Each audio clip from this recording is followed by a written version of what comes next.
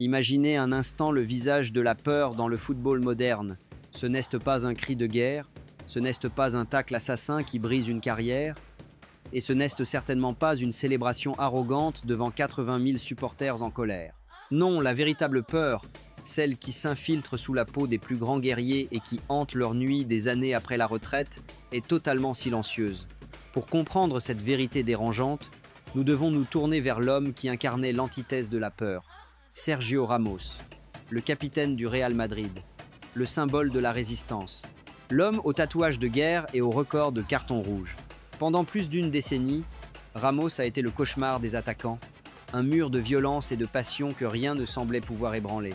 Pourtant, cet homme, qui a partagé le vestiaire pendant 9 ans avec Cristiano Ronaldo, a finalement brisé le silence avec une confession qui défie toute logique sportive. Il a admis que malgré les 60 buts par saison de Ronaldo, malgré la puissance physique monstrueuse de son coéquipier portugais, il y avait quelque chose chez Lionel Messi qui le terrifiait bien davantage. Ce n'était pas sa vitesse, ni même sa capacité à marquer. C'était son silence. Ramos a avoué qu'il craignait le calme de l'Argentin plus que le bruit de n'importe quel autre joueur. Comment est-ce possible ? Comment un défenseur bâti pour la guerre physique a-t-il pu se sentir aussi impuissant face à un génie qui semblait à peine intéressé par le match ? La réponse à cette question ne se trouve pas dans les statistiques, mais dans les recoins les plus sombres de la psychologie du sport. Pour saisir l'ampleur de cette déclaration, il faut se replonger dans l'atmosphère toxique et électrique des classicos des années 2010. Ce n'étaient pas simplement des matchs de football, c'étaient des batailles rangées, des guerres idéologiques, où chaque mètre de terrain se payait par du sang et de la sueur. Sergio Ramos était le général de ces guerres. Il connaissait Cristiano Ronaldo par cœur. Il le voyait à l'entraînement tous les jours. Il voyait l'obsession, la mécanique, la répétition. Ronaldo était une machine parfaite, une tempête violente, mais prévisible. On savait qu'il allait frapper, on savait qu'il allait sauter plus haut que tout le monde. C'était une menace que Ramos pouvait comprendre, quantifier et respecter. Mais de l'autre côté du terrain, il y avait cette anomalie. Lionel Messi, un homme qui, même à 38 ans aujourd'hui, continue de dominer les classements mondiaux avec 71 contributions de buts, défiant les lois du vieillissement athlétique. À l'époque, face au Real Madrid de Mourinho et de Zidane, Messi ne courait pas comme Ronaldo. Il ne criait pas. Il ne demandait pas le ballon avec des gestes furieux. Il marchait. Et c'est précisément là, dans cette marche lente et détachée, que Sergio Ramos a découvert une horreur qu'il n'avait jamais rencontrée auparavant. Il a réalisé que le véritable danger ne venait pas de celui qui faisait le plus de bruit, mais de celui qui observait en silence, attendant le moment exact où vous cligneriez des yeux pour vous détruire. Pour bien saisir la profondeur de l'aveu de Ramos, il faut d'abord disséquer la nature même de la menace que représentaient ces deux titans. Ramos a expliqué que défendre contre Cristiano Ronaldo était une expérience brutale, épuisante, mais curieusement rationnelle. Ronaldo était comme une tempête parfaite qui s'abattait sur la défense. Vous pouviez voir les éclairs, vous pouviez entendre le tonnerre gronder à chaque accélération. C'était un défi athlétique pur. Ramos savait que s'il était prêt physiquement, s'il sautait assez haut, s'il était assez agressif dans les duels, il avait une chance de survivre. C'était un combat de gladiateurs. Un affrontement d'homme à homme où les règles étaient claires. Le plus fort, le plus rapide et le plus déterminé l'emportait. Ronaldo vous annonçait ses intentions avec chaque muscle de son corps. Il voulait marquer, il voulait détruire. Et il le faisait en ligne droite, avec une fureur que l'on pouvait voir venir de loin. Mais Lionel Messi incarnait quelque chose de totalement différent. Quelque chose qui échappait à la compréhension traditionnelle d'un défenseur central formé à la vieille école comme Ramos. Si Ronaldo était la tempête, Messi était le brouillard.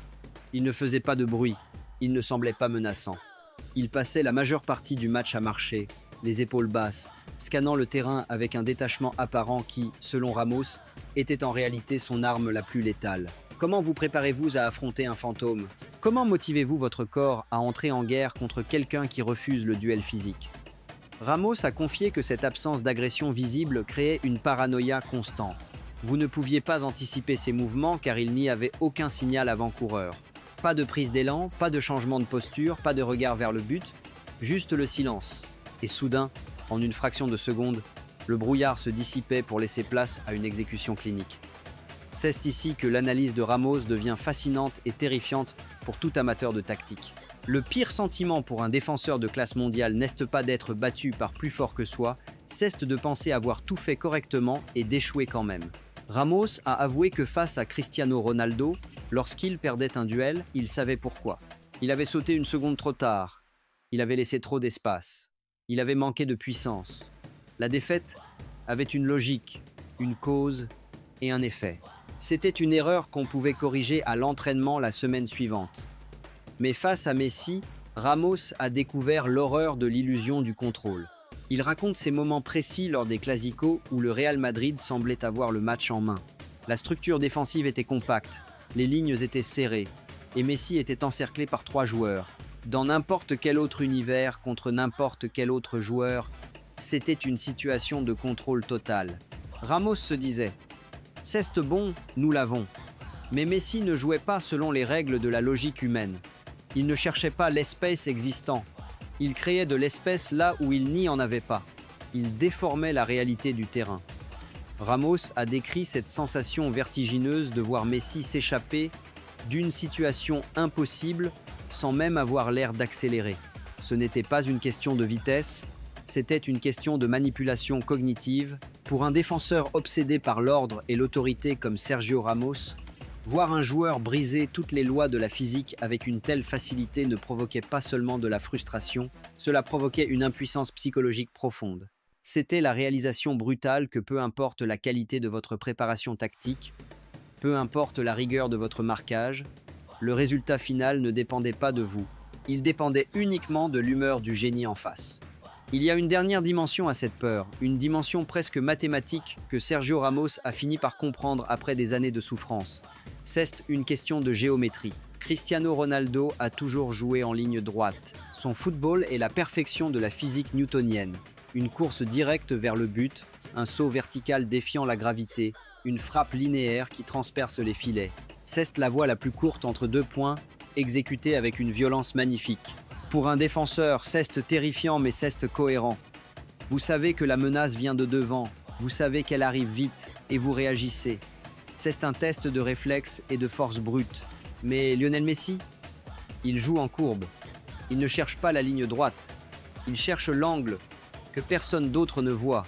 Ramos a expliqué avec une clarté effrayante que Ronaldo punissait les erreurs que vous commettiez, alors que Messi, lui, créait les erreurs. Comment ? En manipulant le temps.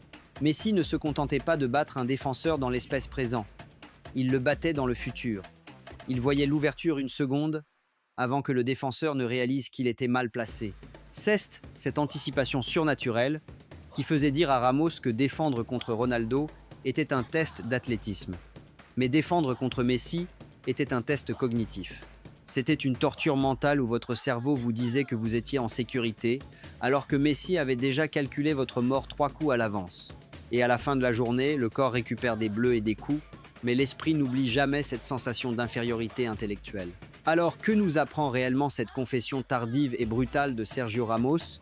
Elle ne règle peut être pas le débat du GOAT en termes de statistiques pures, car les chiffres de Cristiano Ronaldo resteront à jamais monstrueux et intouchables pour le commun des mortels. Mais elle nous dit quelque chose de beaucoup plus profond et de plus intime sur la nature de la grandeur dans le sport.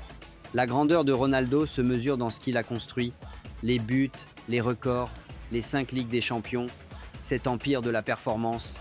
Mais la grandeur de Messi se mesure dans ce qu'il a détruit, la confiance des meilleurs défenseurs du monde.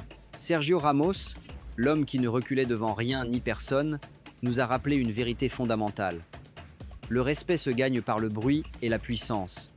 Mais la véritable terreur s'impose dans le silence. Il a fallu attendre la fin de leur ère pour que le capitaine du Real Madrid admette enfin que le petit Argentin, par son calme absolu, avait laissé une cicatrice plus profonde que la tempête portugaise. Et maintenant, la question finale est pour vous.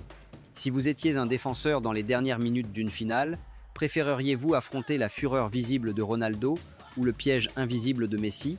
Quelle peur choisiriez-vous? Dites-le nous dans les commentaires, car c'est un débat qui dépasse le football.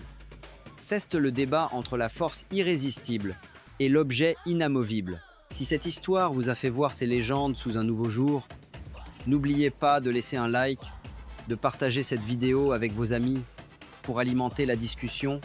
Et surtout, abonnez-vous à la chaîne pour plus d'analyses sans filtre sur les géants du jeu. Le football est éternel, mais les confessions comme celle-ci sont rares. À la prochaine pour une nouvelle histoire.